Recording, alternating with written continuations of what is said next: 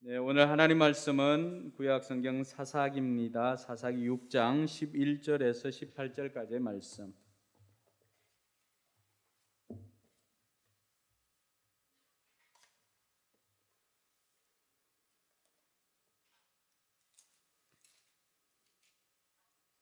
사사기 6장 11절로 18절까지의 말씀.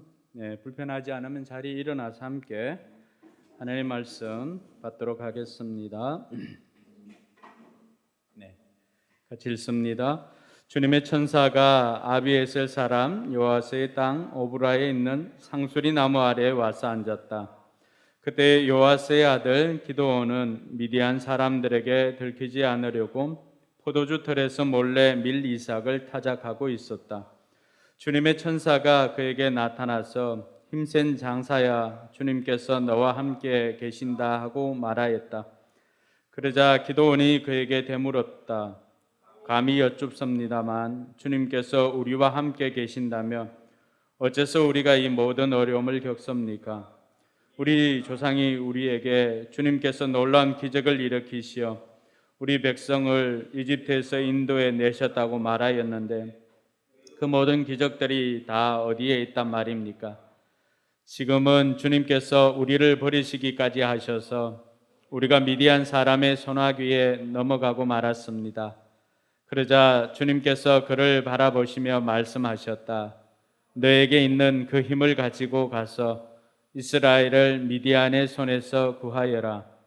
내가 친히 너를 보낸다. 기드온이 주님께 아뢰었다. 감히 여쭙습니다만 내가 어떻게 이스라엘을 구할 수 있습니까? 보시는 바와 같이 나의 가문은 므낫세 지파 가운데서도 가장 약하고 또 나는 아버지의 집에서도 가장 어린 사람입니다. 그러나 주님께서는 내가 반드시 너와 함께 있을 것이니 내가 미디안 사람들을 마치 한 사람을 쳐부수듯 쳐부술 것이다 하고 말씀하셨다. 기드온이 또 주님께 아뢰었다. 참으로 나를 좋게 보아 주신다며 지금 나에게 말씀하시는 분이 정말로 주님이시라는 증거를 보여주십시오. 내가 예물을 꺼내와서 가져다 놓겠으니 내가 돌아올 때까지 떠나지 마십시오. 그러나 주님께서 대답하셨다. 내가 돌아올 때까지 내가 그대로 머물러 있겠다. 아멘. 네, 우리 5명씩 이렇게 복을 빌어줍시다. 하늘 복 많이 받으세요. 하늘 복 많이 받으세요. 네, 여러분 5명에게 좋은 일 할 수 있는 기회입니다. 네, 한 사람에게도 하기 힘든 일을 5명에게 할 수 있는 좋은 기회입니다. 하늘 복 많이 받으세요. 네, 하늘 복 많이 받으세요. 네, 오늘은 하나님의 부르심이 느껴지지 않을 때, 하나님의 부르심이 느껴지지 않을 때라고 하는 제목으로 우리 전사님 나와서 여러분들에게 하나님의 말씀을 대언하도록 하겠습니다. 네, 나올 때 우리 격려하는 의미에서 큰 박수로 모시도록 하겠습니다. 네, 나오세요.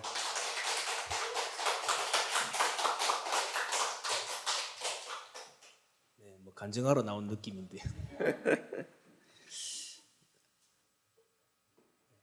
카메라 맞추고 있네요. 저는 지난주에 좀 교회와 목장을 오래 쉬었던 친구 한 명을 제가 만났습니다. 이렇게 이야기하다 보니까 자연스럽게 뭐 진로나 또 뭐 학업에 대한 부분들을 이렇게 물어봤죠. 근데 얘기를 듣는데 마음이 참 아프더라고요. 왜냐하면 뭘 해야 할지 모르겠대요. 그리고 어떻게 살아야 할지도 모르겠고 또 그러다 보니까 공부를 왜 해야 되는지 또 공부를 내가 해서 또 어떻게 살 건지 그런 거에 대한 그림이 이제 전혀 그려지지 않은 그 모습들을 보면서 좀 마음이 많이 아팠습니다. 더 안타까운 건 뭐냐면 좀 그런 현실과 마주하면서 부딪혀야지 답이 나오잖아요. 근데 그럴 힘이 없는 거죠. 용기도 없고. 그러다 보니까 현실에서 내가 뭔가를 더 열심히 해본다기보다는 뭐 게임이나 SNS와 같은 좀 가상의 세계로 도피하는 그런 모습들을 제가 이야기를 하면서 좀 들을 수 있었어요. 근데 이걸 또 제가 뭐 정우도 만나서 요즘 친구들 어떤 일하고 물어보고 이러면 다만 그 친구뿐만의 문제가 아니라 이 시대를 살아가는 많은 다음 세대들이 똑같은 문제를 안고 있는 거죠. 어디로 가야 할지 모르고 뭘 해야 할지 모르는 상태에서 내가 이 땅에 왜 살아가는가라는 그런 고민들. 근데 또 막상 하려고 하니까 너무 겁이 나고 또 앞이 보이지 않는 좀 그런 막막한 상황 가운데 있는 걸 보면서 좀 그 친구들에 대한 마음들이 많이 생각났습니다. 20대 청년들은 어떨까요? 제가 기사를 읽어보니까 연령별 그 행복 지수가 있는 걸 봤습니다. 근데 그 중에 제일 낮은 게 20, 30대거든요. 뭐 취업이나 결혼이나 뭐 집을 마련하는 이런 것들이 옛날보다 훨씬 더 어려워지니까 빨리빨리 포기하게 되는 거예요. 그러니까 삶의 질도 떨어지고 뭔가 자기가 살아가면서 행복을 느끼는 그런 것들이 다른 좀 세대들보다 많이 낮다는 걸 제가 뉴스 기사를 통해 살펴볼 수 있었습니다. 그래서 예전에 뭐 삼포 세대라고 뭐 연애, 결혼, 취업 뭐 이런 걸 포기한다는 말도 생겼죠. 요즘에는 여기에다가 또 뭐 내 집 마련 그리고 취업까지 더해가지고 5포 세대라고 부르더라고요. 그러니까 더 최근에는 뭐 7포, 9포에서 그냥 아무것도 못하고 포기하는 그런 20대, 30대 청년들이 있다는 걸 보게 되었습니다. 이런 말들이 생겨난 게 사실 그들의 불안한 마음 또 보이지 않는 미래를 대변하는 그런 마음이라는 걸 제가 좀 알게 되었죠. 우리 40대 이상, 저는 이제 아직 곧 가게 되지만 한 3년 남은 것 같아요. 3, 4년 정도. 우리 어른들은 어떠세요? 제가 살아보지 않아서 다는 모르지만 뭐 이렇게 적어도 뭐 지금 하고 있는 일을 내가 언제까지 할 수 있을까라는 그런 고민들, 또 아니면 자녀 문제나 노후 걱정까지 이렇게 그 걱정하는 모양들은 다 다르지만 불확실한 미래에 대한 그런 불안함과 걱정, 두려움들은 어느 세대나 걸쳐서 다 똑같이 있지 않나라는 생각을 하게 됩니다. 그런데 이런 세상 가운데 하나님께서 우리를 불러주셨다고 말씀하고 있잖아요. 여러분 정말 이 사실을 믿으십니까? 네, 우리의 목소리가 우리의 마음을 어떻게 보면 표현하는 것 같기도 한데, 지금 당장 먹고 살기 힘들어서 자꾸 뭘 포기해야 된다고 말하는 이 세상 속에서 하나님께서는 우리를 통해 하실 일이 있다고 말씀하시고 또 우리로 하여금 세상과는 다른 그런 구별된 삶을 살길 원하신다는 것이죠. 그런데 혹시 여러분들은 그런 하나님의 부르심이 이렇게 명확하게 탁 와서 여러분들의 삶을 살아가십니까? 또 하나님께서 나를 이 사명, 이 일을 위해 불러주셨어 하고 하는 어떤 특별한 말씀이라든지 또 그런 부르심이 여러분 가운데 이렇게 확 들어오십니까? 또 그 목적과 목표를 향해서 잘 걸어가고 계신지요? 저는 개인적으로 저의 10대, 20대는 이렇게 많이 빙빙 돌았던 것 같아요.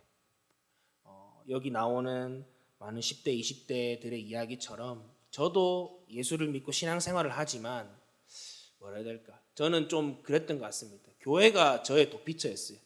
교회를 통해서 지금 우리 교회처럼 뭔가 세상에 나가서 이렇게 하나님의 뜻을 이루며 살자 이런 느낌보다는 밖이 너무 험하고 밖이 너무 힘드니까 여기 교회에 도망 와서 앉아서 뭐 기도하거나 말씀 듣고 하면 약간 그때 그런 힘들고 어려운 마음들이 그 당시에는 조금 풀어지는 거예요. 근데 다시 월화수목금토의 삶을 돌아갔을 때 저의 삶을 돌아보면 또다시 어떻게 살아야 할지 모르는 그런 부르심에 대한 희미함과 또 막막함들이 제 삶에도 한 10년 정도, 10년, 20년 그 정도 저의 삶에서도 있었던 것 같습니다. 또 말씀을 통해서 하나님 말씀하시잖아요. 어떻게 살아야 할지. 근데 그런 것도 이렇게 세상에 나가서 내 현실과 조건들을 바라보니까 제가 형편없는 거죠. 세상의 기준에서는. 그러다 보니까 그런 것들을 하나님의 부르심을 애써 무시하고 그냥 다른 길로 기웃거리며 시간을 낭비했던 시간들이 좀 오랜 시간 제가 보냈던 것 같아요. 때문에 혹시 지금 여러분들 중에 하나님이 나를 불러주셨다는 사실이 느껴지지 않고 또 지금 삶의 현장에서 내가 있는 이곳이 정말 하나님 부르신 자리일까? 라고 고민하는 분들이 계시다면 오늘 말씀을 통해서 다시금 좀 하나님의 부르심을 회복하고 또 사명자의 길을 잘 걸어나가는 은혜가 있기를 예수님의 이름으로 간절히 축복합니다. 이제 말씀으로 들어가서 이 기도원을 불러주신 하나님께서 기도원을 불러주신 그 자리에 주변의 상황들이 어땠는지를 살펴보면 하나님이 왜 기도원을 불러주셨는지 또 우리를 불러주셨는지를 좀 살펴볼 수 있을 것 같습니다.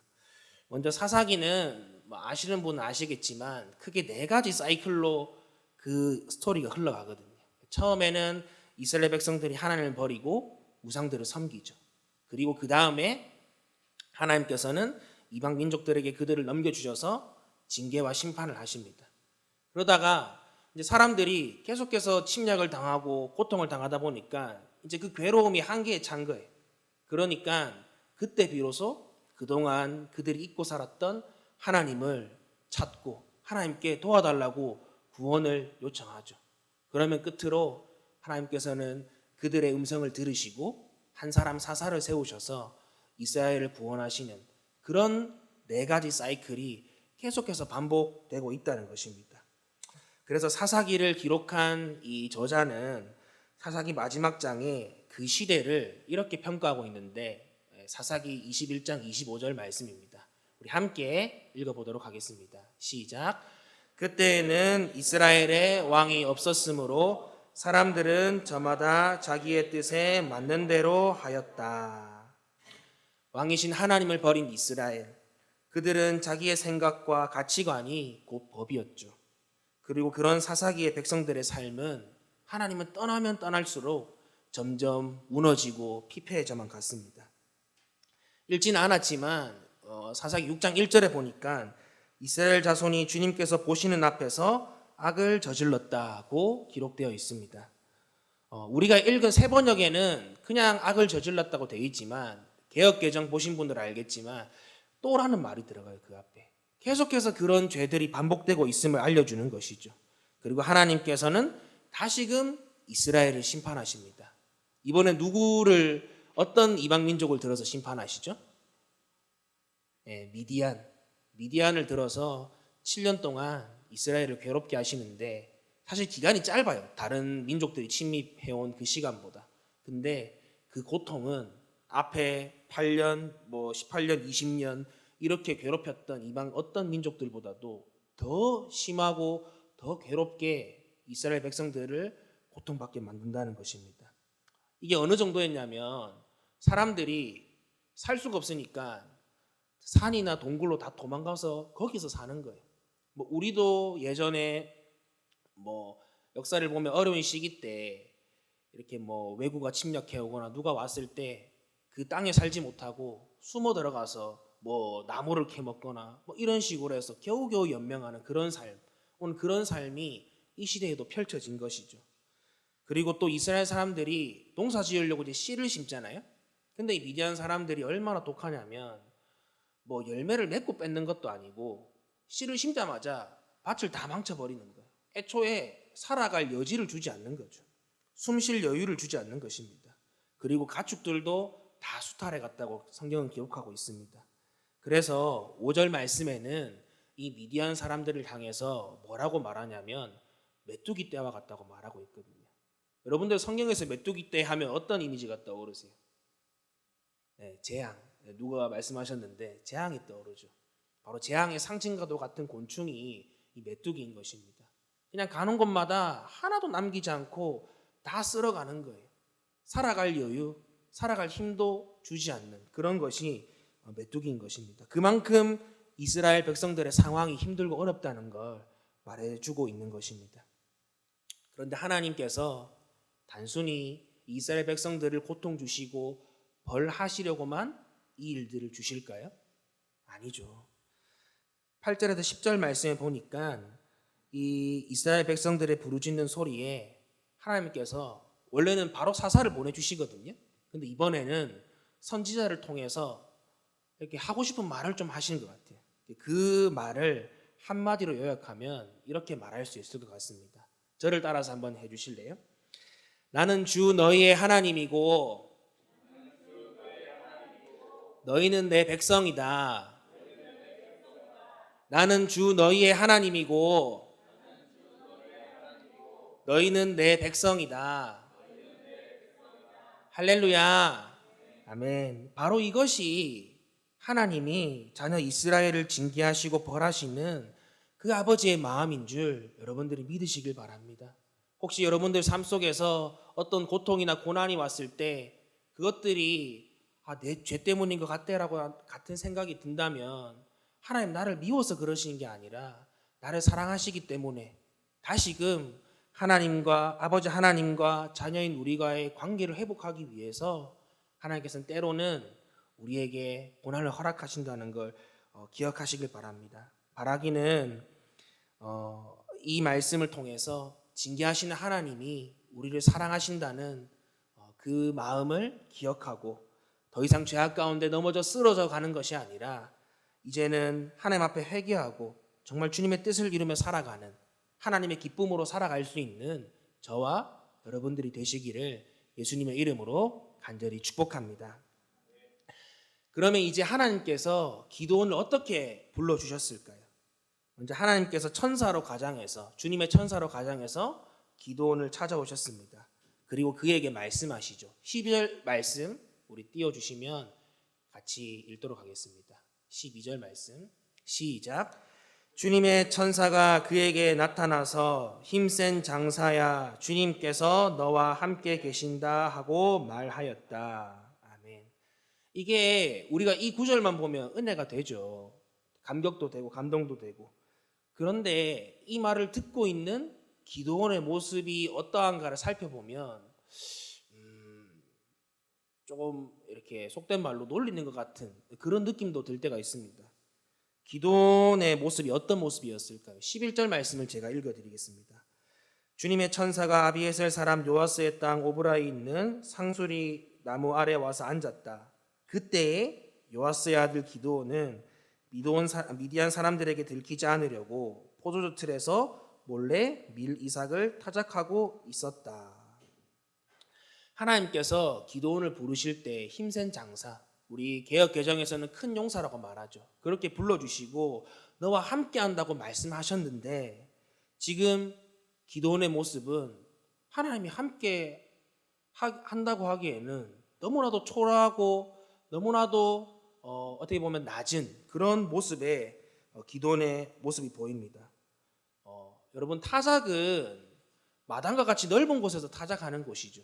근데 지금 기도원이 타작하고 있는 데가 어디라고 말씀하고 있어요? 포도주 틀이죠. 제가 검색해서 보니까 우리 목욕탕 가시면 여러 가지 탕이 있는데 좀 작은 탕 있죠. 그 작은 탕 정도의 크기가 당시에 포도를 넣어서 이렇게 발로 밟아서 즙을 짜는 그 틀이었거든요. 그러니까 그 크기가 얼마나 작겠습니까? 그런 데서 몰래 미리삭을 타작하고 있는 그 기도원. 여러분은 이런 기도원의 모습을 볼 때 어떤 마음이 드시나요? 어떤 생각이 드시나요? 큰 용사는커녕 어떠한 기대도 소망도 가질 수 없는 초라한 모습이 바로 기도원의 모습인 것입니다. 그러니까 기도원 스스로도 그 말씀을 듣고 기가 찬 거예요. 무슨 말도 안 되는 소리야라고 생각을 한 것입니다.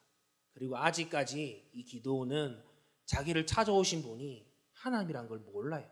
알았으면 아브라함이나 모세나 여러 이사야 선지자 같은 그런 사람들처럼 바짝 엎드렸겠죠. 근데 모르니까 이렇게 하나님한테 이야기하는 게 아니라 마치 그 우리 예전 가면 그 주인 마님한테 말하는 노예 그 사람의 말처럼 마당새의 말처럼 이렇게 툭 내뱉습니다. 하나님, 제가 감히 여쭙습니다. 솔직히 하나님이 우리와 함께 계시면 왜 우리 민족이 이런 어려움을 겪을까요? 저는 하나님이 우리를 버렸다고 생각합니다. 이런 말을 그냥 불평하듯이 원망하듯이 툭 내뱉는 것입니다. 그런데 그 말에 하나님께서 이렇게 대답하시죠. 14절 말씀을 함께 읽어볼까요? 14절 말씀 시작. 그러자 주님께서 그를 바라보시고 말씀하셨다. 너에게 있는 그 힘을 가지고 가서 이스라엘을 미디안의 손에서 구원하여라. 내가 친히 너를 보낸다. 아멘. 여기 보시면 14절 말씀 띄워주시면 이제 바뀌어요, 명칭이. 아까 앞에서는 주님의 천사라고 했는데 이제는 그분이 바로 하나님이라고 밝히고 있습니다. 근데 그 하나님께서 기도원을 바라보시면서 찾아오신 이유에 대해서 말씀하시죠. 바로 그것은 기도원을 불러서 하실 일이 있다는 거예요. 그 일이 무엇일까요? 바로 이스라엘을 미디안의 손에서 구원하는 일입니다. 그리고 앞서 말씀드렸듯이 나는 주 너희의 하나님이고 너희는 나의 백성이다 라고 하는 이 언약 관계, 이 하나님 아버지와 자녀와의 관계를 회복시키기 위해서 이 기도원을 불러주셨다는 것이죠. 바로 저와 여러분들을 지금 이 자리에 불러주신 바로 그 이유 또한 여러분들이 살아가는 그 삶의 자리에서 하나님께서 그곳에 하나님의 구원을 선포하고 그곳에 하나님의 왕 되심과 하나님의 아버지 되심과 우리의 자녀 되심을 선포하기 위해서 우리를 불러주셨다는 그 사실을 여러분들이 믿으시길 바랍니다. 할렐루야. 아멘. 여기까지 오니까 이제 기도원이 좀 이상한 거예요, 느낌이. 그 전까지는 그냥 좀 높은 사람인 줄 알고 대했다가 이분이 도대체 누구시길래 나를 이렇게 보낸다고 말씀하시고 함께한다 말씀하시고 힘을 준다 말씀하실까. 그래서 그런 생각을 하는데 또 한편으로 생각해 보니까 그렇게 내가 쓰임받기에는 그 몰래 숨어서 타작하는 내 모습이 너무 초라해 보이고 형편없어 보이는 거예요. 그러니까 15절 말씀에 하나님 앞에 한 번 더 감히 여쭙습니다만이란 말로 질문을 하게 되죠. 이 부분도 한번 같이 읽어보면 좋을 것 같습니다. 시작. 기도원이 주님께 아뢰었다. 감히 여쭙습니다만 내가 어떻게 이스라엘을 구할 수 있겠습니까? 보시는 바와 같이 나의 가문은 므낫세 지파 가운데서도 가장 약하고 또 나는 아버지 집에서도 가장 어린 사람입니다. 환경이나 조건으로 봤을 때 기도원은 어떻게 보면 자격 미달, 수준 미달의 사람인 것입니다. 본인 고백처럼 집안도 약할 뿐만 아니라 성령을 통해 봐도 기도원의 모습 속에서 이 사람이 뭔가 이스라엘을 구원할 큰 용사로 쓰임받을 수 있겠다라는 그런 기대와 소망을 단 한 군데도 찾을 수가 없거든요. 근데 이렇게 보니까 저는 이 기도원의 모습이 오늘 이 시대를 살아가는 좀 우리와 비슷하다는 생각을 많이 하게 되었어요. 우리도 신앙을 가지고 한 주를 이렇게 살아가지만 뭔가 믿음의 용사로 당당히 살아간다기보다는 솔직하게 말해서 한 주 겨우 버티며 살아가는 그런 연약한 우리의 모습임을 우리는 인정하지 않을 수 없죠. 기도원이 살기 위해서 몰래 미리삭을 타작하듯이 우리도 생존을 위해 버티며 또 살다 보니까 정작 아까 우리 목사님도 잠깐 얘기했지만 여유가 없는 거예요. 하나님의 마음이 있는 곳을 바라볼 여유가 없고 그 일을 하기 위해서 내가 섬기고 내가 그 일을 행할 힘과 여유와 에너지가 전혀 없는 것이죠. 이게 어떻게 보면 기도원의 모습이고 또 이 땅을 살아가는 많은 신앙인들의 모습임을 인정하지 않을 수가 없는 것입니다. 저도 솔직히 사역을 하지만 벅찰 때 많아요. 저 어제 2시 반에 집에 들어갔거든요. 제가 집에 있다가 이제 애 재우고 다시 나왔어요, 교회로. 그러니까 그러다 보면 막 마음에 여유가 없어요. 막 말씀을 준비해야 되는데 목사님 너무 말씀 잘 전하시니까 제가 잘할 수 있을까 그렇게 떨리기도 하고 또 아침에 와서 보니까 책상 정리도 해야 되고 뭐 저기 유아방 청소도 돌려야 되고 이렇게 막 이런 것들 또 아침에 애 챙겨야 되고 하는데 설교문은 이게 제가 다 숙지하고 있을까 말은 이렇게 연습은 했지만 그런 걱정들 그런 것들이 생기면서 막 자신감이 떨어지는 거죠. 그런 능력도 에너지도 열정도 사랑도 모든 것이 부족한 저 스스로를 바라보니까 스스로에게 실망하는 거예요. 내가 무슨 하나님의 일을 할 수 있어? 내가 어떤 능력으로 다른 사람들을 섬길 수 있고 다른 사람들을 도와줄 수 있을까? 그러면서 이런 고민까지 하게 됩니다. 오늘은 그렇지 않지만 정말 힘들 때는 내가 정말 이 사역자로 부르심을 받은 게 맞을까라는 그런 고민들도 하게 될 때가 있거든요. 근데 바로 그때 하나님께서 우리에게 말씀해 주시죠. 16절 말씀이 바로 거기에 대한 하나님의 말씀입니다. 함께 읽도록 하겠습니다. 그러나 주님께서는 내가 반드시 너와 함께 있을 것이니 내가 미디안 사람들을 마치 한 사람을 쳐 부수듯 쳐 부술 것이다 하고 말씀하셨다. 아멘. 하나님 말씀하십니다. 네가 어떤 사람인지는 내게 중요하지 않아. 너의 집안이 어떻든, 네가 외모가 어떻든, 너의 능력이 어떻든, 너의 건강과 너의 환경이 어떻든 간에 그게 내게 중요한 게 아니야 라고 말씀하시죠. 중요한 것은 내가 너를 지명하여 불렀고 내가 너와 함께 한다는 사실이다. 내가 너를 통해 반드시 나의 일을 이루고 너를 통해서 이 땅 가운데 하나님의 살아계신 하나님의 능력을 내가 보여줄 것이다 라고 오늘 기도원을 향해서 또 예배드리는 저와 여러분들을 향해서 말씀하시는 음성이 바로 이 음성임을 여러분들이 기억하시고 믿으시길 바랍니다. 혹시 하나님의 부르심이 느껴지지 않아서 방황하고 두려워하는 우리 가운데 하나님의 음성이 들리지 않을 때 오늘 이 말씀을 기억하시길 바랍니다. 부르심은 나로부터 시작되는 것이 아니죠. 부르심은 우리를 불러주신 하나님께 속한 것이기 때문에 우리가 그 부르심에 순종해서 나아가기만 한다면 하나님은 300명의 사람으로도 수만 명의 어떤 이렇게 내용에 보니까 13명 5천 명이라는 구체적인 숫자를 말하더라고요. 근데 저는 본 적이 없거든요. 그렇게 많은 상대도 안 되는 그 엄청난 많은 숫자의 미디안 군대들을 하나님께서 300명의 군사로 물리치셨듯이 하나님의 방법으로 우리가 순종만 하기만 한다면 하나님은 하나님의 일을 이루어 가실 줄 믿습니다. 혹시 여러분들의 모습이 초라해 보이십니까? 또 나보다 좀 더 빨리 가고 앞서 나가는 그런 사람들의 모습을 보면서 나 스스로에게 실망하거나 좌절하는 그런 모습들이 여러분 가운데 있으십니까? 오늘 이 하나님의 말씀을 기억하여서 하나님의 때에 우리를 부르시고 사용하시는 그 하나님을 신뢰하고 지금 여러분들이 계신 그 자리 가운데서 맡겨진 일, 주어진 일에 최선을 다하며 살아갈 수 있는 저와 여러분들이 되시기를 예수님의 이름으로 간절히 축복합니다. 근데 여기서 또 기드온이 예 주님 알겠습니다 하고 가면 얼마나 좋아요. 근데 이 사람이 좋게 말하면 신중형이고 나쁘게 말하면 의심 많은 사람인 거예요. 돌다리도 너무 많이 두드려 보는 거죠. 부서질 때까지. 그러니까 또 물어보는 거죠. 하나님한테. 18절 하반절 말씀인데 제가 한번 읽어드릴게요. 그 전에 이제 그렇게 하나님한테 하나님이 나에게 말씀하신 분이 하나님이시면 나에게 그 증거를 보여달라고 또 물어보는데 여기서 하나님께서 이렇게 말씀하십니다. 그러자 주님께서 대답하셨다. 내가 돌아올 때까지 내가 그대로 머물러 있겠다.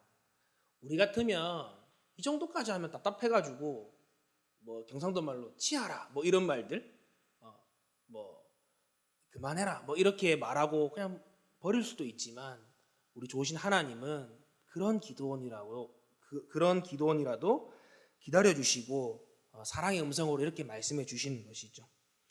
그래서 하나님께서는 계속해서 의심하고 물어보는 그리고 두려워하는 기드온에게 사랑의 음성으로 말씀하시면서 그가 스스로 부르심의 자리까지 나올 수 있도록 끝까지 기다려 주십니다. 바로 이것이 우리한테도 복음인 것이죠. 결국 기드온은 그 하나님의 부르심에 확신을 얻고 순종을 합니다. 그리고 우리가 말씀을 통해 알 수 있듯이 300명의 용사로 수많은 미디안 군사들을 물리치고 하나님의 구원의 역사들을 일으키는 바로 그 사람이 기드온이 된 것임을 우리는 살펴볼 수 있는 것이죠. 사랑하는 성도 여러분, 저는 이 기드온의 모습이 저와 여러분들, 우리의 모습과도 많이 닮아 있다고 생각합니다. 현실과 생존의 문제 때문에 하나님의 부르심이 희미해지고 또 실패가 두려워서 현실과 타협하며 안주하려는 그런 모습이 연약한 우리의 모습인 것이죠.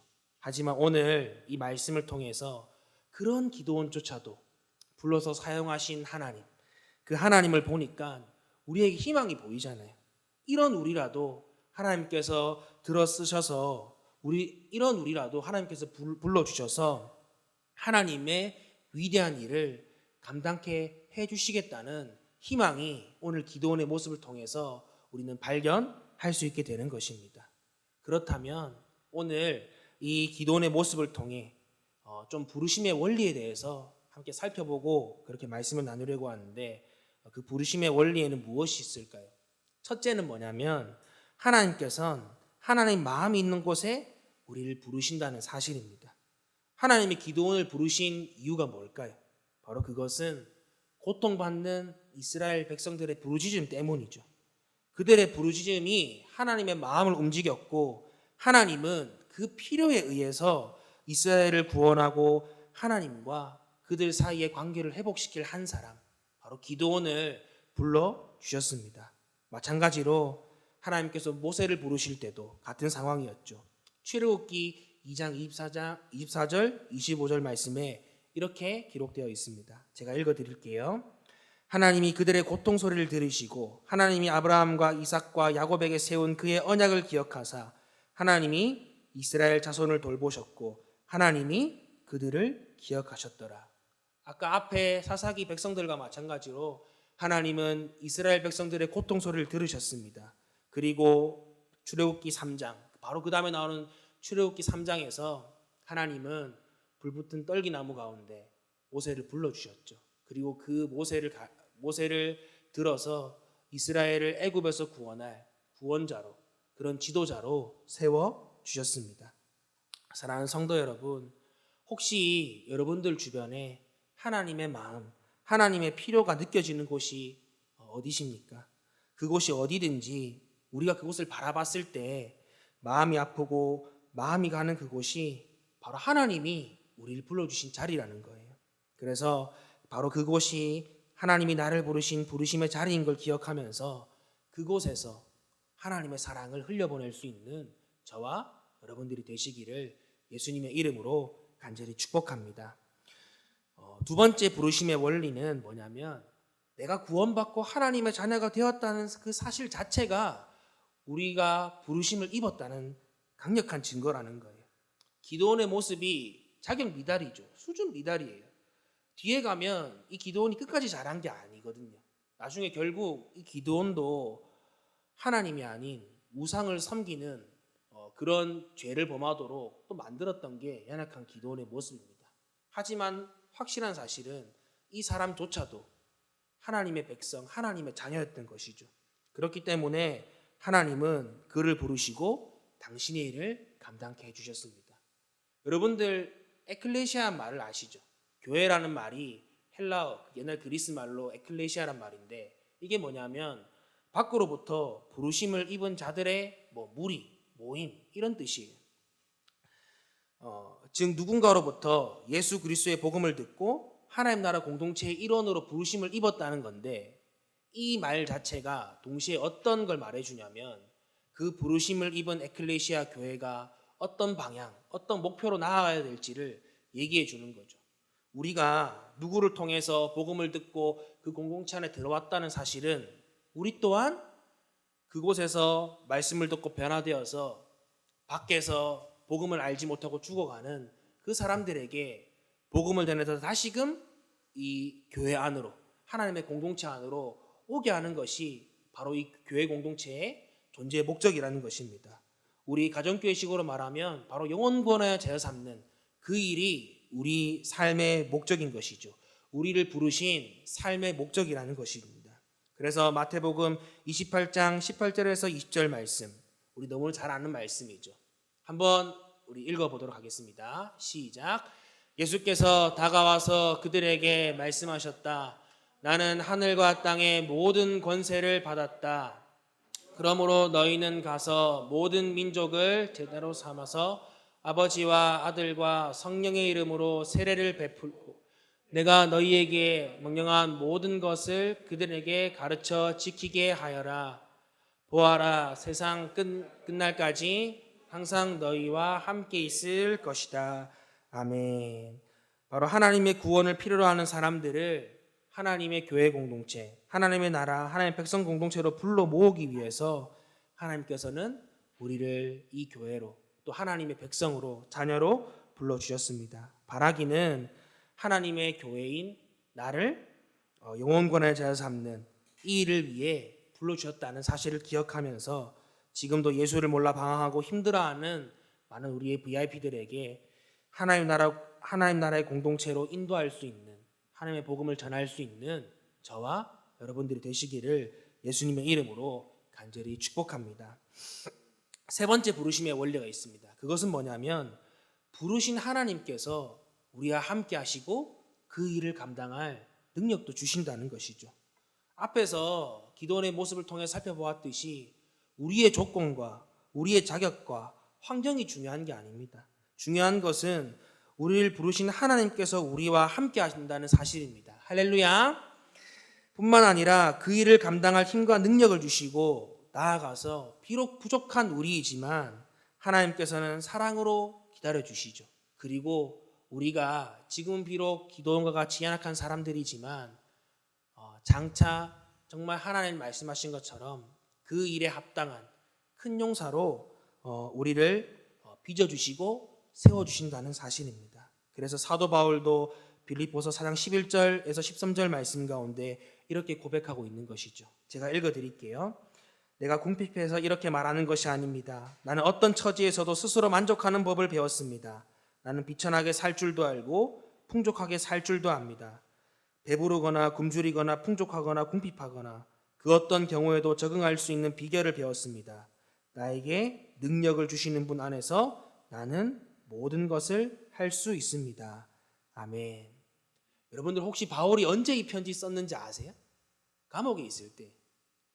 나와서 뭘 사역을 할 수 있는 상황이 아니라 내가 벌을 받아서 사형을 당할 수도 있는 죽음의 위기, 생의 마지막 순간에 바울은 이 편지를 쓰고 이 도전의 메시지를 우리에게 던져준 것이죠. 바울이 말한 이 편지 속에서 어떤 좌절하거나 낙심하는, 실망하는 그런 모습들이 보이십니까? 전혀 보이지 않죠. 바로 하나님께서 그와 함께 계시고 비록 그가 있는 곳은 감옥이고 아무런 소망이 없는 곳이지만 하나님은 그 안에서 하나님의 일을 보여주시고 맡겨주셨기 때문에 그와 함께 하셨기 때문에 바울은 두려워하지 않고 오늘 이 편지를 받는 빌립보 성도들에게 내가 여러 어려움 가운데 있지만 내게 능력 주신 자 안에서 모든 것을 할 수 있습니다라는 고백을 할 수 있었던 것입니다. 바라기는 비록 지금 내 모습이 어떻게 보면 밀타작하는 포도틀에서 몰래 밀타작하는 기도원처럼 또 감옥에 갇혀 아무 소망 없어 보이는 바울처럼 초라하고 또 그런 실망스러운 모습이라 할지라도 우리를 가리켜서 큰 용사라 불러주시고 내가 너와 함께 하겠다 말씀하신 그 하나님의 음성에 우리가 순종하여서 하나님의 나라를 이 땅 가운데 세워나가고 하나님의 이름을 높이며 나갈 수 있는 저와 여러분들 되시기를 예수님의 이름으로 간절히 축복합니다. 마지막으로 한 개 살펴보려고 합니다. 뭐냐면 하나님은 주어진 자리에서 충성하는 자를 세워주신다는 거예요. 제가 예전에는 기도원만 보면 그냥 겁쟁이고 뭐 아무것도 할 수 없는 사람으로 그렇게 알고 있었는데 말씀을 계속 읽다 보니까 좀 생각이 달라졌어요. 뭐냐면 아까 앞에서 그 기도원 당시의 상황을 설명했지만 농사를 지을 수 없는 상황이죠. 산과 동굴과 어디 숨어서 살아갈 수밖에 없는 정상적인 생활을 할 수 없는 그런 상황인 것입니다. 그리고 씨를 심으면 바로 뺏어간다고 했잖아요. 근데 지금 기도원이 하고 있는 게 뭐죠? 밀타작을 했다는 거예요. 그러니까 수확을 했다는 거죠. 제가 알아봤어요. 밀이 어떻게 수확되는지. 가을밀과 봄밀이 있는데 우리나라 같이 겨울이 있는 데는 가을밀이라고 늦가을에 심어서 다음에 여름에 이렇게 거둔대. 근데 봄밀, 그러니까 이 날씨가 좀 더운 그런 나라들은 뭐 3월쯤 심어서 초여름에 거두는 한 3개월 정도, 3, 4개월 정도의 시간을 걸려서 그 밀을 수확하는 게 바로 오늘 이 기도원의 상황인 것입니다. 근데 지금 씨를 심자마자 거두어가고 아예 농사 자체를 지을 수 없게 하는 그 상황 가운데서 기도원은 최소 3개월을 버텼다는 거예요. 그 사람들 눈을 피해서. 저는 이 모습을 보면서 느낀 게 뭐냐면 이 사람은 겁쟁이가 아니라 어떻게 보면 용기 있는 사람이구나.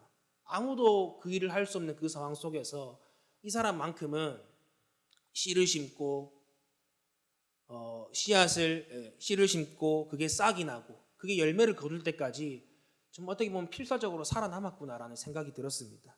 그러면서 이 사람은 정말 용기 있는 사람이고 또 비록 주님의 부르심에는 어두웠지만 적어도 자기가 하는 일에 있어서는 진짜 생명을 걸고 최선을 다해 충성한 사람이라고 볼 수 있는 것이죠. 그렇기 때문에 하나님께서는 수많은 이스라엘 백성들이 있잖아요. 그 가운데 얼마나 능력 많은 사람도 많고 기도원보다 잘 나가는 사람도 많겠어요. 근데 그 사람들 택하지 않으시고 오늘 이 기도원을 부르셔서 주님의 일을 맡겨주신 것입니다.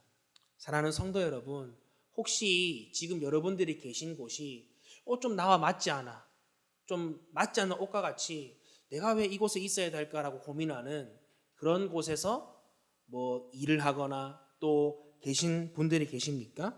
하지만 오늘 여러분들이 계신 바로 그곳이 하나님께서 여러분들을 부르신 그 부르심의 자리임을 기억하시길 바랍니다.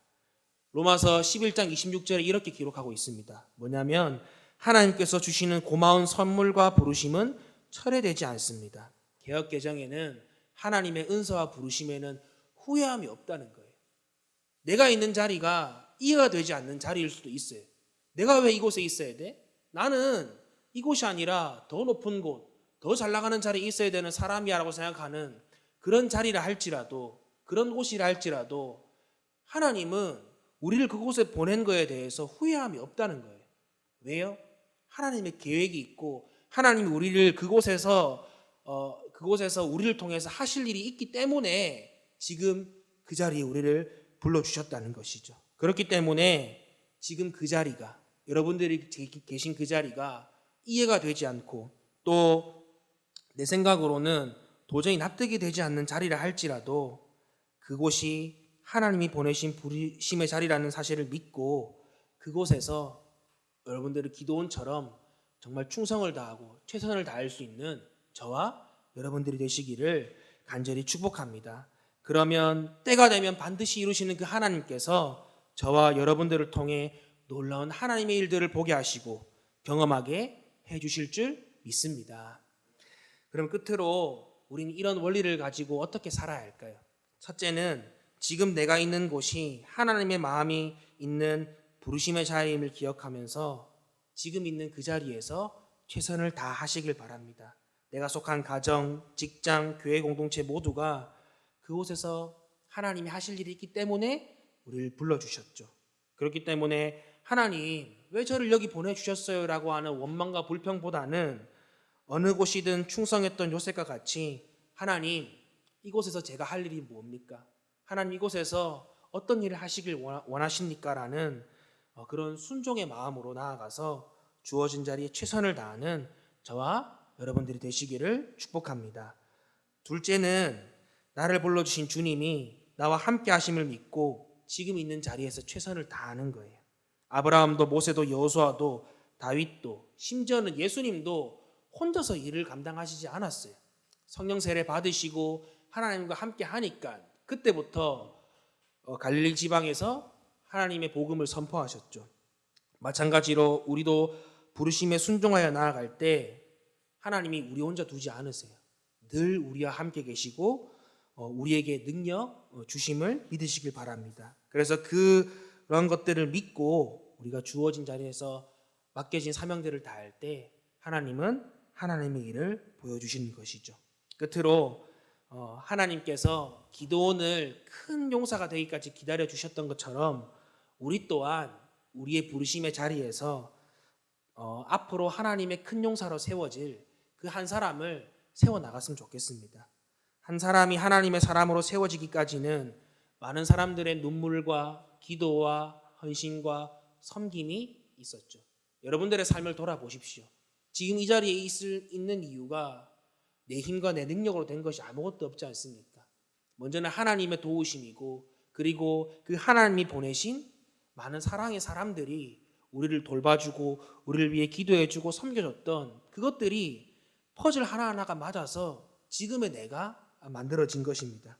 그렇기 때문에 먼저는 우리가 하나님의 끝없는 기다림, 그리고 나를 위해 기도하고 섬겨줬던 많은 분들의 희생과 사랑을 기억하고, 또 더 나아가서 이제는 우리 또한 앞으로 큰 용사로 세워질 그 사람들을 사랑으로, 섬김으로 세워나갈 수 있는 저와 여러분들이 되시기를 예수님의 이름으로 간절히 축복합니다.